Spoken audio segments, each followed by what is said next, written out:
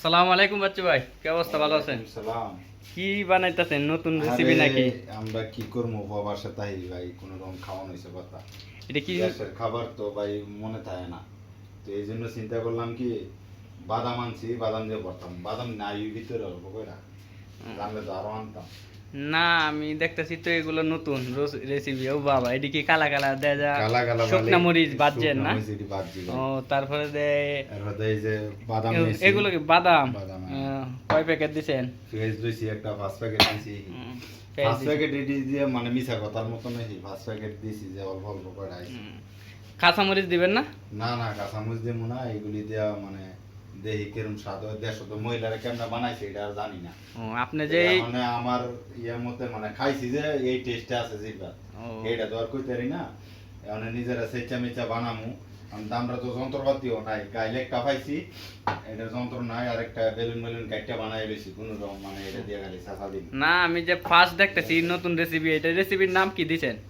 এটা হলো বাদাম ভর্তা। বাদাম ভর্তা। হ্যাঁ, বাদাম ভর্তা। যাই হোক, বানাইতেছেন, চেষ্টাছেন। হ্যাঁ, বাদাম ভর্তা বানাইতেছি। একটু এদিকে রাখেন, এদিকে এসেছেন। তারপরে কি দিবেন? বাদাম চেঁচার পরে? বাদাম চেঁচার পরে এই পেঁয়াজ আর কাঁচামরিচ লবণ দিয়া, পেঁয়াজ আর শুকনো মরিচটা যেটা বাচ্চি এটা চেঁচা দিমু, দিয়া সাইরা ধরে দা একসাথে মিক্স করবো আবার চেঁচাটা। এটা তো দেখি কেরম হয়, মানে দেশের মতন হয় কি না জানি না। কি মনে করেন যে রুমের মধ্যে আজকে তাহলে নতুন রেসিপি চলবো? হ্যাঁ, দেশের তে শিখাইছেন নাকি? না দেশের তো শিখি নাই, মানে দেশের খাইছি এটা কইতে বানাই কেন কইতে পারি না। তারপর আইডিয়া লইছি মোটামুটি এইগুলি দিয়ে মনে বানান দেবো।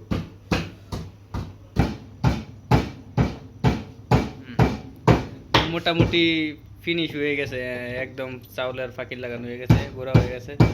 যাই হোক, তারপরে কি দিবেন এখন? এখন আবার এই যে মরিচ, পেঁয়াজ।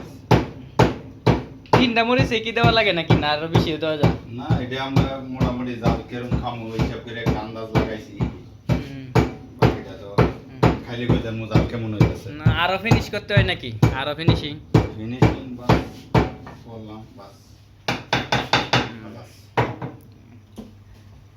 এখন কি মরিচ পেঁয়াজ একসাথে রেখে দিবেন না? হ্যাঁ, এই যে চাচা দিয়া পরে আবার এটা একটু চাচা দিতাম।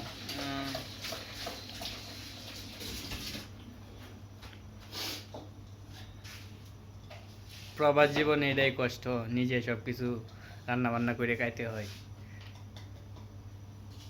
এটা খাবার মানে যেমন কষ্ট আছে এরকম শান্তিও আছে, ভালো লাগে।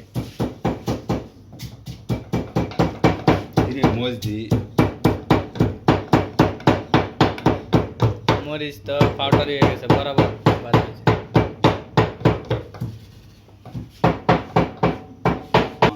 মাজন দেয় মেশিন দিয়ে। আমার কাছে তো শিল পাটা নাই, কি দিয়ে করলাম আমরা আগিলা দিনে পাইছি গাইল, এটা দিয়ে করা হইতেছে। প্রবাসীরা তো এটাই দিন কাটানি নিচে সবচেয়ে বড় বিষয়। পেঁয়াজ গুলা দিয়ে দিবেন না?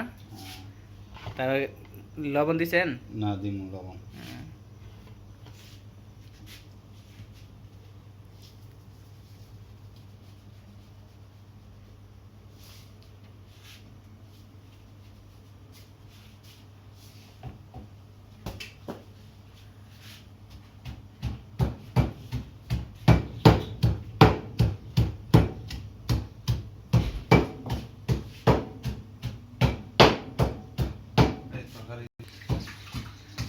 হ্যাঁ বাচ্চা, সবগুলা দিয়ে দিছেন নাকি একসাথে? আমি সব একসাথে দিয়ে দিছি।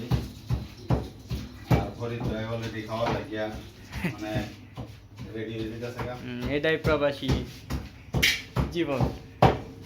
সবগুলা একটা তার কালার তো মাশাআল্লাহ খুব সুন্দর হইছে। মাশাআল্লাহ, কালার অনেক সুন্দর হইছে, গ্রান্ডাও আসতেছে, সুগন্ধি অনেক ভালো হইতে, ভালো লাগতেছে সুগন্ধিটা। যারা যারা ভর্তা খাইবেন আপনি হাঁপায়া গেছেন, এত ভর্তা বানাইছেন, এত পরিশ্রম। সারাদিন ডিউটি করে এই তো গরম কোনো কিছু মন চাইলে পাওয়া না। কেমনে কেমনে আজকে রুচি নাই মনে হইতেছে।